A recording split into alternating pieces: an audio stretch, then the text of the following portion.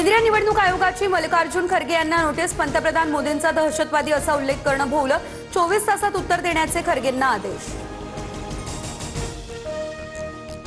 पंतप्रधान मोदींबाबत मल्लिकार्जुन खरगे यांनी अपशब्द वापरले। राहुल गांधींसोबत राहून खरगेंची भाषा बिघडली आहे। खरगेंनी मोदींचा दहशतवादी असा उल्लेख केला। त्यानंतर अमित शहा यांचीही टीका। सततच्या पराभवाने मल्लिकार्जुन खरगेंच्या डोक्यावरती परिणाम झालाय। देशाच्या पंतप्रधानांबद्दल केलेल्या वक्तव्याचा निषेध करतो। खरगेंनी माफी मागावी। मुख्यमंत्री फडणवीसांचा हल्लाबोल।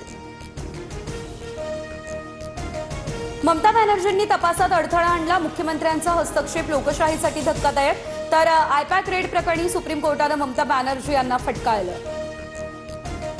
हजारो भक्तांच्या उपस्थितीत केदारनाथ धामचे दरवाजे उघडले। हेलिकॉप्टरच्या सहाय्याने मंदिरावर पुष्पवृष्टी।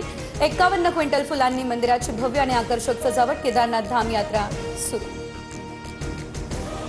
पुण्याच्या कोथरूड भागामध्ये गारांचा पाऊस। सातारा करमाळासह धाराशिवमध्ये अवकाळी पावसाने दाणादाण। तर गारपिटीने पिकांचंही मोठं नुकसान।